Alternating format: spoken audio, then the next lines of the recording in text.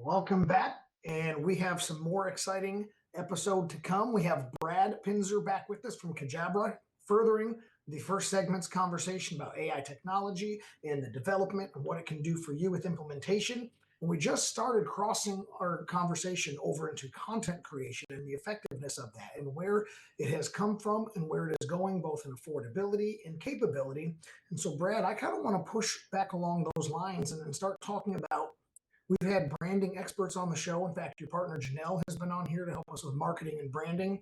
And we know you've got a little bit of that tech savvy side as well. But in that arena, if I really want to go into trusting AI and adopting AI to help content creation, marketing, and pushing my brand, what are some of the things I really need to focus on? And what are some of the hazards I may want to pay attention to? Yeah, that's a great question. I think that, traditionally, it's been more like the SEO and the PPC, and we've always had the social media thing, and I've always been more, social media, it's kind of like a lot of work, and I don't see as much of a benefit from it, right? But that's always been the case, and I've been doing this since the mid 90s. And so, but now what I'm seeing with the changes in, um, with Google and the search results and the answers being right there, I'm seeing like less effectiveness with kind of the traditional SEO and PPC. And I think that, the social media is becoming more and more important. And I think particularly, um, as we have this AI and it's like artificial and all this kind of stuff, that human element is really, really important. And I think establishing yourself as a thought leader, and really focusing on that and um, pushing that out there into the world on social media in a very authentic way is really uh, the way to move forward with content. And AI can certainly facilitate all that stuff when you teach it your brand and your voice and focus on that part of that. I really like what you said, how to a lot of people, it may sound like an oxymoron, but really it makes so much sense considering the world we're in. You said you're going to take something artificial and teach it to promote your authentic self. And I think that that might spin in somebody's head real quick.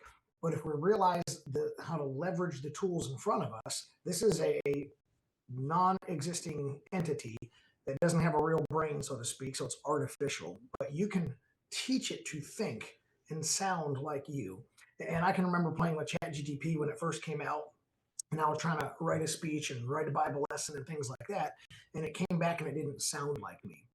And so, based on my own life experience, I said, well, mix the genre of this speech to sound like these three speakers and authors. And kind of the combination of those three blends really sounded like me.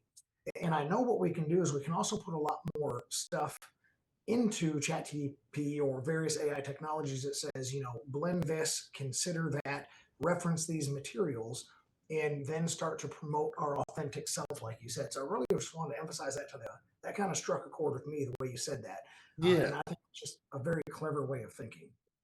yeah, and I think this the AI is really helpful. Like I always like to say that, you really need to always go back to the fundamentals, because like I like to use golf as a comparison, like if I'm playing golf and I'm struggling, I'll just go back to the fundamentals, like my stance and my grip and those kinds of things. And I think it's important uh, to do that, especially with AI, because it's so powerful. And if you can use it to help you figure out the essence of what you're doing and what you're providing to create that story. Um, and once you kind of establish what those are, then you can use the AI. The AI is just this tool that's going to help you, you know, communicate better and learn about things in ways that you might not have thought about before as well. So I think that that is critical and understanding you know that it's important to, always go to the fundamentals.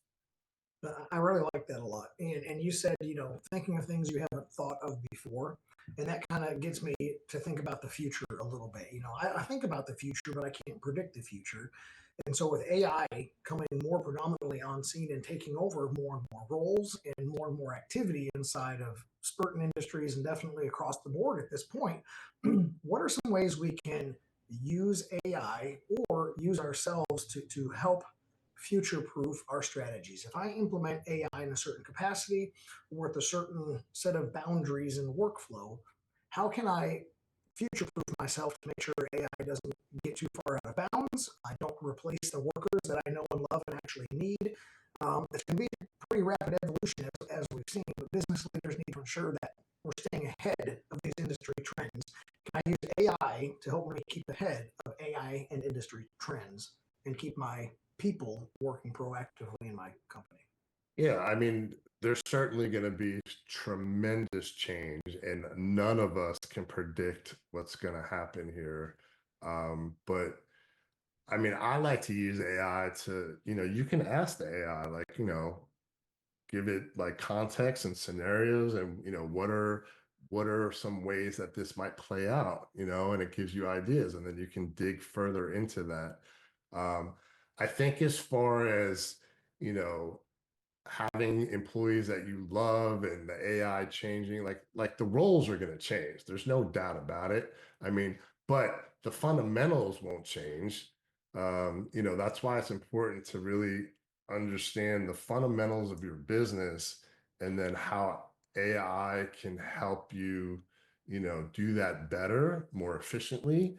And then it might mean that, your small company of 10 only really needs, six of you or something, and then that's just business. I mean, that's the way it is. um but knowing that and understanding that, could prepare you on how to, manage that culturally, and on a human level. I think that it'll be some time before, it's always like, we're 10 years ahead of ourselves, always, it seems like, with this stuff, but it is going to happen. And it's really just a matter of recognizing that, and, just preparing yourself for that, and kind of getting a sense for what could happen, and how, you know, like I said, business is business, like if you're not going to keep somebody around if it's just costing you money, Right. so, but I don't think it's like doom and gloom. I think there's a lot of, um, I think there's way more positive stuff that's going to come from it. I tend to agree with you that the positives are certainly going to outweigh the negatives. And I believe in very rare circumstances will AI just replace the human worker. It's But not. yeah, I just don't, again, hey, maybe 20, 30 years from now, I don't know. But the, uh, the thing for me is that, if I change the work role, like you just said, and I say, hey, employee, I'm not looking to replace you, but I'm looking to change your role. You still have this basic fundamental level of understanding that I need from you. Let AI do all the grunt work. You maximize your output of this basic function that is the human component. And you learn to think differently, speak differently, and interact differently with what is now technology and software. So instead of just having a regular old data entry program, we now have something that's helping work with and for you, and your role is going to change. Do you see that as a possible way to get people to start trusting and adopting AI technology on the employer side, the people that are receiving the directives that we're going to start using this type of technology? I think there's definitely going to be, a lot of fear, within an organization where, people are, employees are going to feel like they're going to lose their job or something like that. So it's very delicate. Um, and I think that, I think just being aware of that kind of dynamic is, half the battle. And, you know, I think it's definitely something that's going to be playing out across the board, like these conversations, and there's going to be people that their value to the business is gonna, go towards, certainly diminish, whether it goes to zero or not, like that's gonna happen, and those people are gonna have to, you know, find another way to, to contribute. And it's definitely, depends on your particular situation, in your business about, and your relationship with them. Um, but I think the idea is really to find, um, whatever it is that a person does, and what their role is, how can AI allow them to perform it more efficiently? And I think that a lot of businesses owners, especially if it's somebody that, you value as a person and all that kind of stuff, like you'll find other roles and other things for them Yeah. to do, because the AI will create new opportunities within the business. And so it's just a matter of, you know, having that conversation with that person. Hey, I want you to learn this. I want you to maybe even teach me what you're learning so we can talk about it and figure out how, their role can evolve and change. So you'll have a lot of that as well, Let me jump in real quick, Brad, because Yeah. you said something just a second ago. Mhm. Um, so you're talking about the overall fit and the overall change. So here's a real big question I have for you. Kind of last question tonight as we roll into the commercial break for you. But Kajabra's role, where is Kajabra's role in we bring a certain fit and a certain component to the AI world, into this expansion world on tonight's conversation? And will you answer that question in, if we like the role that Kajabra provides, how the heck do we get a hold of you so we can get that role into our company and our business? Yeah, so really what we're, there's two things here. One is, how do you save time? How do you create these efficiencies, right? How do you leverage the AI in the entire, business, right? So so Kajabra, our software is an all-in-one suite. It has, all the features that you could need. It's really a sales and marketing engine. Uh, heavily on content production, automation, all the things that we really talked about on, today. And it's it, it's it's something that really is can be customized for your particular business, even if we're working just with an accounting firm.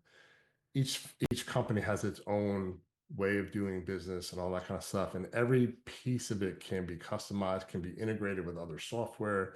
It's really kind of, um, a fluid platform. It's not like locked into, this is how we do it and you're either in or you're out kind of thing. It's more like, something that's evolving. And because the AI is evolving so quickly, um, the new features and new capabilities are being added. So where we are today with the AI and where it could be even just next month, it could be like, Be miles apart. miles apart. And so we're super excited about, what we're working on and what we're able to, help our clients and their clients in turn, and the impact that we can have. So get really quick, we got about 10 seconds left. How do people find you? Yeah, so Cajabra.com, Cajabra.com. And I'm Brad at Cajabra.com. You can email me with questions, and you can book a call with us. Me and Janelle, my co-founder, will love to sit down and have a strategy session with you. It's awesome. Brad, thank you so much for coming on the show tonight. We're going to cut to a commercial break, and we're going to be back with a new guest, and we're going to keep this conversation rolling. Sit tight for more Pivotal Change.